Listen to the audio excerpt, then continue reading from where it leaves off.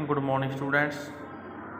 हाँ जी राजे, अपना जो चैप्टर से थर्ड चैप्टर थोड़ा चल रहा सी, आपो पढ़ रहे थे द क्लाइमेट। नैक्सट अज जो अपना टॉपिक है वो है distribution of annual rainfall in India. ठीक है जी, डिस्ट्रीब्यूशन आप कह सकते वंड, एनुअल आप कह साल भर च कित्थे इंडिया च कितनी वर्खा होंदी है। ठीक है, उस दे अकॉर्डिंग आप जो डिस्ट्रीब्यूशन करनी है रेनफॉल की। ठीक है, भी किहड़े एरिए च कित्थे कितनी वर्खा होंदी है। जो आप गल करते हैं एरिए के अकॉर्डिंग, ठीक है, तो इन्हों आप 5 पार्ट डिवाइड कर लें। देखो आप मेन करते हो, ठीक है, 5 पार्ट आप डिवाइड कर लें।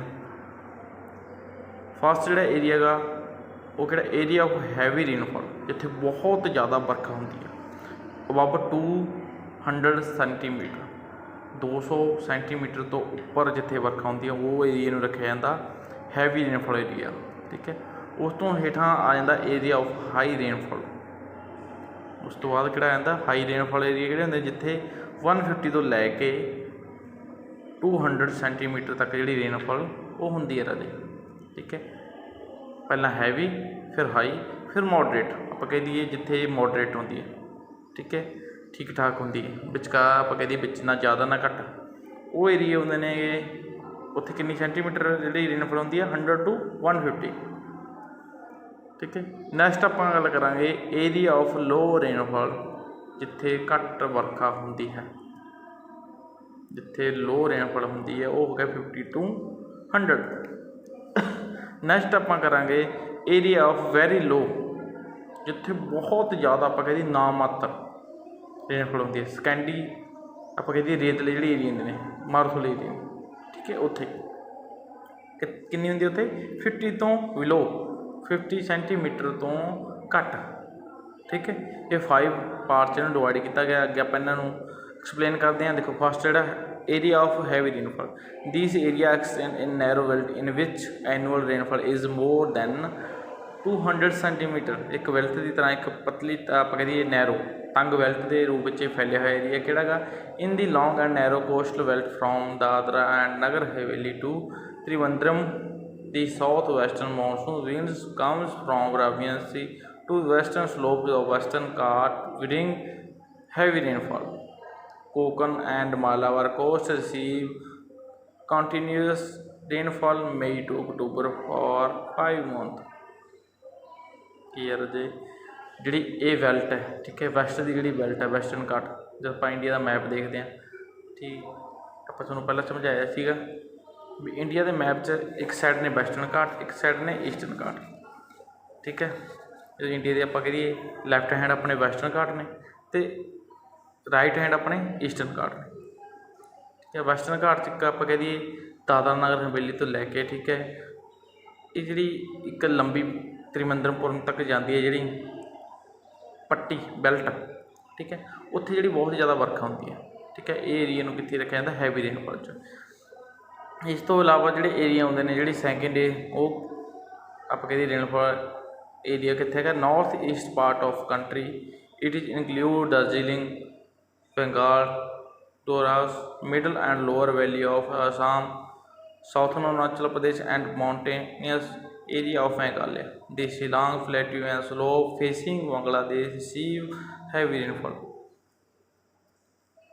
Hair Cherrapunji gets 1087 centimeter and it is near, while located Myasaram receive 1141 centimeter rainfall।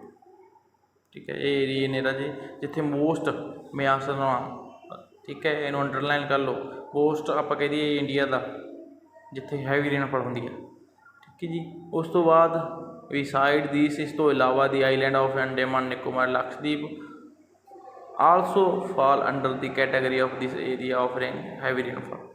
ठीक है, एरिया जोड़े हैवी रेनफॉल वाले ने, समझ लगे। ठीक है राजी, नैक्सट अपना गा एरिया ऑफ हाई रेनफॉल। हम हाई रेनफॉल वाले किहड़े एरिए ने, देखो जिथे 150 तो 200 सेंटीमीटर तक जी रेनफॉल होंगी है। ये narrow belt of 20 kilometre width along the western Ghat in the north-south direction, which extend from mouth of river Tapi to the plain of Kerala, आप कह दिए नॉर्थ तो लैके साउथ, ठीक है, उपर तो हेठां तक जी एक पट्टी के रूप में जी कि 20 किलोमीटर चौड़ी है, ठीक है, जो कि तापी रिवर तो स्टार्ट होकर केरला तक जाती है। उत्थे जी रिवर है ये जी पट्टी है उत्थे की है राजे पाए जाते हैं, जोड़ा बैल्ट पाई जाती है उत्थे हैवी रेनफॉल हाई रेनफॉल होती है, ठीक है। नैक्सट इस तो बाद जोड़ा second belt of heavy rainfall runs along the southern slope of Himalaya from Himachal Pradesh through Kumaon Himalaya and reaches the lower valley of Assam।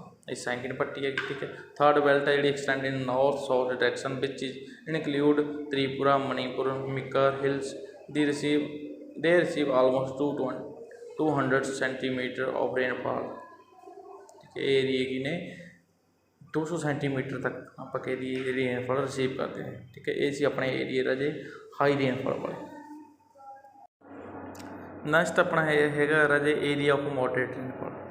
These areas receive the less reliable annual rainfall between 100 to 150 centimetre. This large area of moderate rainfall हम इतने 100 to 150 तक जी rainfall होंगी है, ठीक है। ये area कितने कितने ने, the largest area extend in long narrow belt along Orissa north Andhra Pradesh Madhya Pradesh Bihar eastern Uttar Pradesh and Shivalik hills up to the hills of Jammu which is delineated by the 100 centimeter isolate।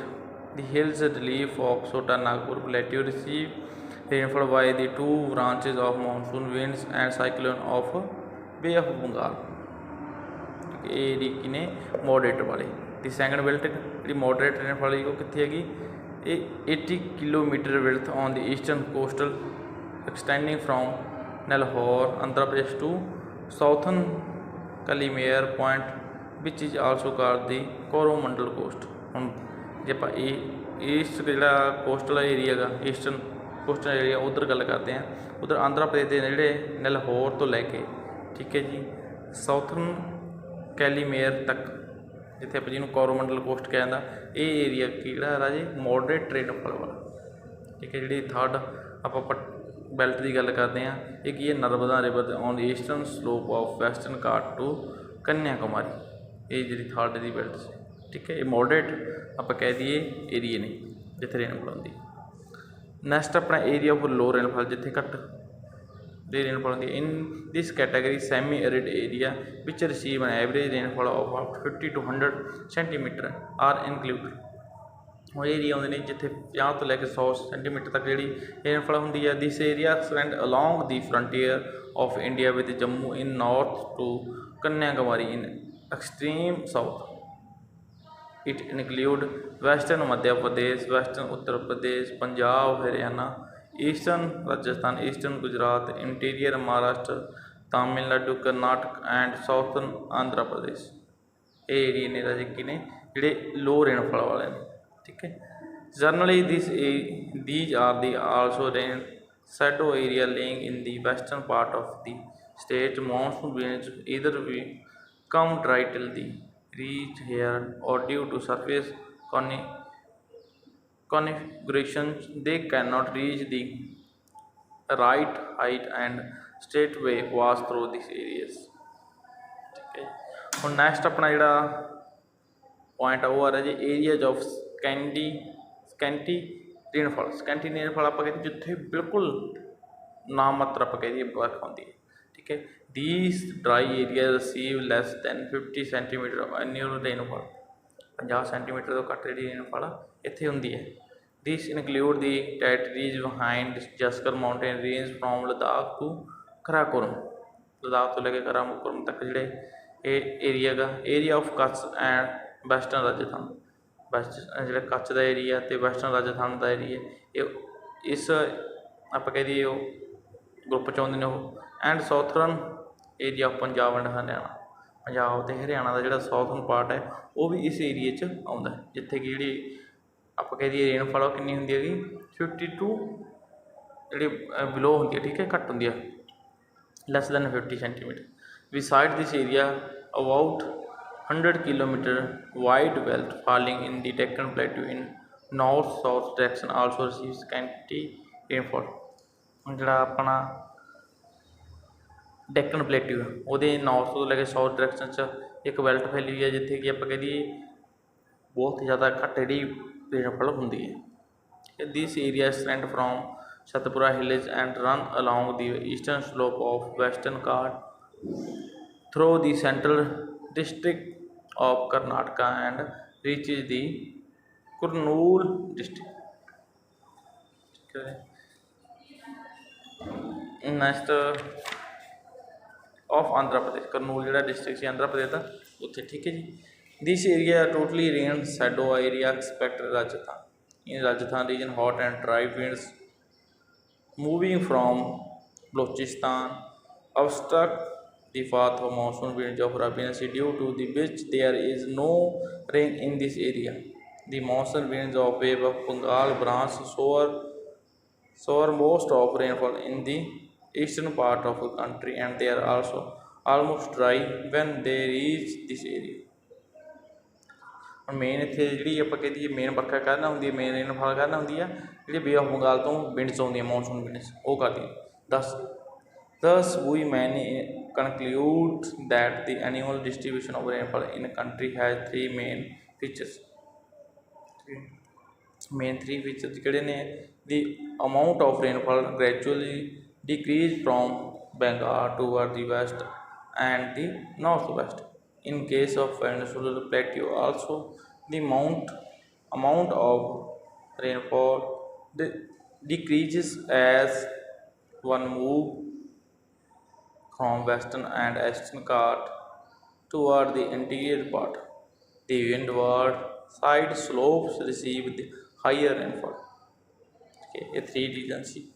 ਇਹ ਸੀ ਆਪਣਾ ਰਾਜੇ ਜਿਹੜੇ ਏਰੀਏ ਸੀਗੇ ਜਿੱਥੇ ਰੇਨਫਾਲ ਹੁੰਦੀ ਹੈ, distribution of rainfall in India, ਠੀਕ ਹੈ। ਆਈ ਹੋਪ ਤੁਹਾਨੂੰ ਸਮਝ ਆਇਆ ਹੋਣਾ ਇਹ ਜਿਹੜਾ ਪੂਰਾ ਸਾਈਕਲ ਸੀਗਾ। ਇਸ ਤੋਂ ਇਲਾਵਾ ਫਿਰ ਵੀ ਜੇ ਤੁਹਾਨੂੰ ਕੋਈ ਡਾਊਟ ਹੈ ਜਾਂ ਕੋਈ ਕਨਫਿਊਜ਼ਨ ਆ ਤਾਂ ਤੁਸੀਂ ਉਹ ਚੀਜ਼ ਮੇਰੇ ਨਾਲ ਡਿਸਕਸ ਕਰ ਸਕਦੇ ਹੋ, ਠੀਕ ਹੈ ਸਟੂਡੈਂਟ।